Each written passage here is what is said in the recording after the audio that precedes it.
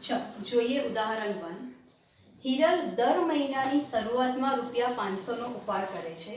વાર્ષિક 10% ઉપાડ પર વ્યાજ હોય તો વાર્ષિક ઉપાડ અને ઉપાડ પર વ્યાજ શોધો। હવે ખાસ ધ્યાન રાખજો, દર મહિનાની શરૂઆતમાં।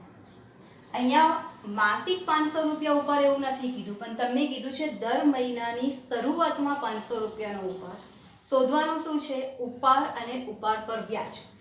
તો એક મહિનાના ₹500 નો ઉપાડ કરે છે। આપણા હિસાબો હંમેશા વાર્ષિક હોય, એટલે આખા વર્ષનો તમારો ઉપાડ કેટલો થશે? ₹6000। ત્યાર પછી આપણે શોધવાનું છે વ્યાજ। હવે મેઇન ગણતરી તમારી વ્યાજની છે। અહીંયા ડાયરેક્ટ આપણે ઉપાડના 10% કરવાના નથી, કારણ કે દર મહિનાની શરૂઆતમાં એ ઉપાડ કરે છે। માની લઈએ કે જાન્યુઆરી મહિનામાં એને ₹500 નો ઉપાડ કર્યો પહેલી તારીખે, તો આપણે હિસાબો લખવાના છે ડિસેમ્બરમાં, એટલે કે જાન્યુઆરીથી ડિસેમ્બર ટોટલ તમારા કેટલા મહિના થશે? 12 મહિના। એવી જ રીતે જો ફેબ્રુઆરીમાં એ ઉપાડ કરશે પહેલી તારીખે, તો ફેબ્રુઆરીથી ડિસેમ્બર કેટલા મહિના થશે? 11 મહિના। માર્ચ 10 મહિના, એપ્રિલ 9 મહિના, મે 8 મહિના, જૂન 7 મહિના, जुलाई 6 महीना, अगस्त 5, सितंबर 4, अक्टोबर 3, नवेम्बर 2 અને ડિસેમ્બર 1। હવે આ તમે ટોટલ ગણતરી કરશો તો 78 મહિના થશે। ખાસ સમજી લેજો, દર મહિનાની શરૂઆત છે, એટલે પહેલો મહિનો જો જાન્યુઆરી હોય તો જાન્યુઆરી મહિનાની પહેલી તારીખે તમે ઉપાડ કરો છો। આપણે હિસાબોનું એન્ડિંગ કરીએ છીએ ડિસેમ્બરમાં, એટલે પૂરા 12 મહિનાનું વ્યાજ અહીંયા ગણાશે અને ટોટલ મહિના તમે ગણશો તો 78। હવે આ 78 મહિના, પણ આપણે તો હિસાબો એક વર્ષના લખવાના છે, એટલે ઉપાડ પર વ્યાજની ગણતરી કઈ રીતના થશે? તો દર મહિનાનું ₹500, ₹500 ગુણ્યા 10% ગુણ્યા 78 મહિના ભાગ્યા 12। આ ખાસ ધ્યાન રાખજો, આપણે ભાગ્યા 12 કરવાના છે, કારણ કે ટોટલ આપણે એક વર્ષનું વ્યાજ જ લેવાનું છે। આનું કેલ્ક્યુલેશન તમે કેલ્સી પર કરશો એટલે તમને રકમ મળી જશે। હવે આ જે આખો સમ છે કે ઉપાડ પર વ્યાજ કેટલું આવશે, તો આ માત્ર તમને 1 માર્કમાં MCQમાં પણ પૂછાઈ શકે। વાર્ષિક હિસાબમાં ઉપાડ પર વ્યાજનો હવાલો હોય છે, તો એમાં પણ આપણે વ્યાજ ગણવાનું હોય, તો ત્યાં આ બધી ગણતરી કરવાની જરૂર નથી।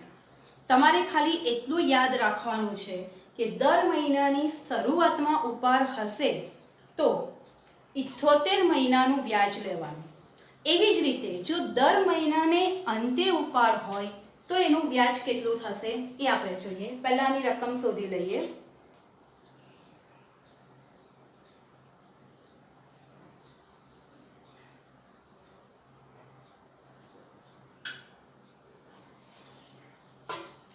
આ આપણું વ્યાજ આવશે ₹325।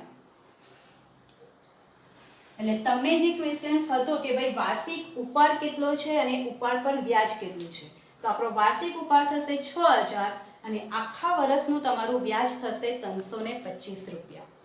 હવે જે મેઇન પોઈન્ટ હું તમને કહું છું, આ સમ નોટ્સમાં ગણો ત્યારે આ જે IMP નોટ્સ છે એને ખાસ હાંસિયામાં લખજો, કારણ કે બોર્ડની એક્ઝામ માર્ચ મહિનામાં આવશે, ત્યાં સુધી તમને આ પોઈન્ટ યાદ રહેવો જોઈએ। તો પહેલું જે છે કે ભાઈ દર મહિનાની શરૂઆતમાં અથવા તો પહેલી તારીખે ઉપાડ હોય તો કેટલા મહિના લેવાના? 78, 78 માસ ધ્યાનમાં લેવાના। જો દર મહિનાની 15મી તારીખે ઉપાડ હોય તો એમાં આવશે 72 માસ, 72 મહિના। હવે એનું પણ તમે કેલ્ક્યુલેશન કરી શકો। કેવી રીતે? તો જો જાન્યુઆરીની 15મી તારીખે ઉપાડ કર્યો હશે તો અહીંયા 12 ને બદલે કેટલા આવશે? 11.5 મહિના। એવી જ રીતે અહીંયા 11 ને બદલે કેટલા આવશે? 10.5 મહિના। તો એ રીતના તમે કેલ્ક્યુલેશન કરશો તો ટોટલ આવશે તમારું 72 મહિના.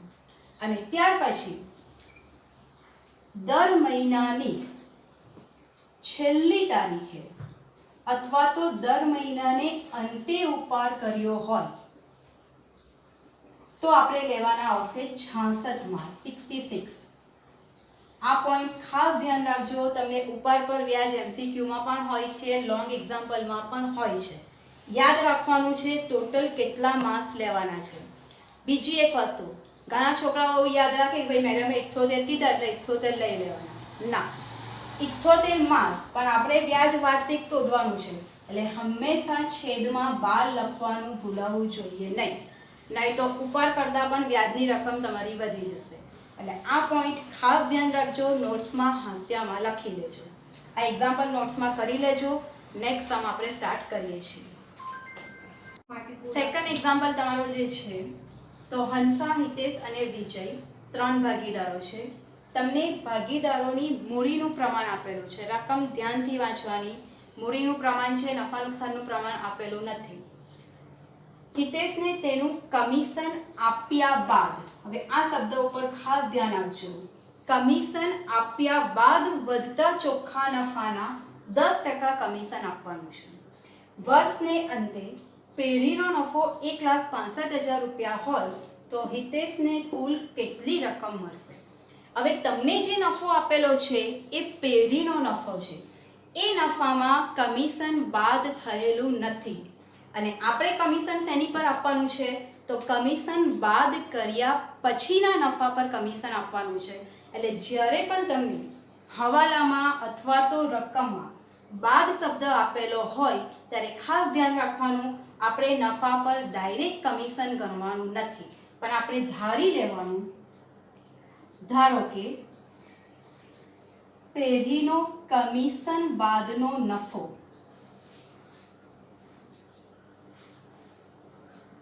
₹100 હોય. આપણે ધાર્યું છે શું? કમિશન બાદનો નફો. એટલે આમાં આપણે કમિશન ઉમેરી દઈએ પ્લસ કમિશન. બાદના નફા પર કમિશન કેટલું આપવાનું છે? 10%. એટલે 100 ના 10%, એટલે કમિશન આપણું કેટલું થશે? ₹10. તો કમિશન પહેલાનો નફો કેટલો થશે? ₹110. આ થશે આપણો કમિશન બાદ કર્યા પહેલાનો નફો. હવે સિમ્પલ પદ મૂકી દઈએ કે ₹110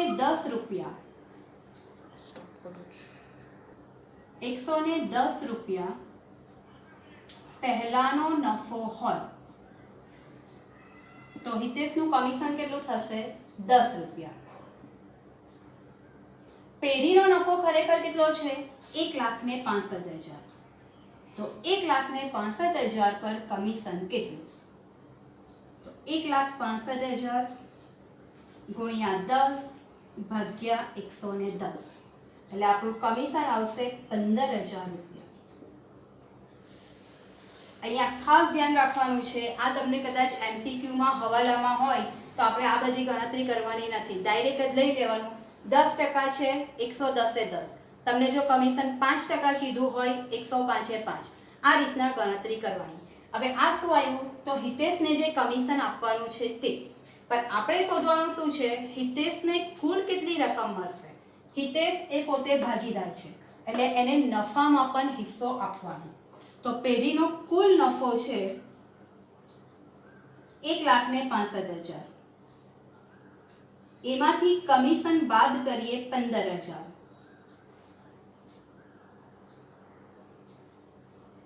એટલે હવે પેઢીનો નફો કેટલો થયો? 1,50,000 રૂપિયા પેઢીનો કમિશન બાદનો કુલ નફો. આ નફામાં 3 ભાગીદારને હિસ્સો આપવાનો. તમને જો દાખલામાં નફા નુકસાનનું પ્રમાણ આપ્યું હોય તો આપણે એ પ્રમાણમાં આ નફાને વેચવાનું. આપણા દાખલામાં મૂડીનું પ્રમાણ આપેલું છે, નફા નુકસાનનું પ્રમાણ આપેલું નથી. અને ફર્સ્ટ વિડીયોમાં આપણે જોયું હતું કે જ્યારે પણ નફા નુકસાનના વહેંચણી અંગે કરારમાં કોઈ પણ જોગવાઈ નહીં હોય તો આપણે સરખે હિસ્સે નફો વેચવાનો. એટલે 1,50,000માં 3 ભાગીદારના હિસ્સે, એટલે હિતેશના ભાગે આવતો નફો, હિતેશના ભાગનો નફો બરાબર 1,50,000 ગુણ્યા 1/3. 1/3 એટલા માટે 3 ભાગીદાર છે, સરખે હિસ્સે વેચવાનું છે, એટલે હિતેશના ભાગે નફો કેટલો આવશે? 50,000 રૂપિયા હિતેશનો નફો થશે. માટે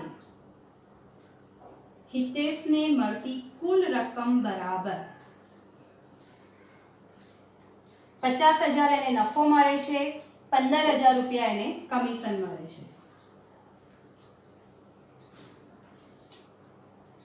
તો 50,000 નફો પ્લસ 15,000 કમિશન એટલે હિતેશને કુલ મળશે 65,000 રૂપિયા. આ રીતના તમારા આ સમની ગણતરી થશે. આ સમ પણ નોટબુક્સમાં તમે લખી લેજો. આ સિવાય સમમાં કોઈ પણ ક્વેરી હોય, કંઈ સમજ નહીં પડતી હોય તો મેસેજ દ્વારા તમે વોટ્સએપ પર અથવા તો કોલ કરીને પણ પૂછી શકો છો. નેક્સ્ટ એક્ઝામ્પલ નેક્સ્ટ વિડીયોમાં જોઈશું.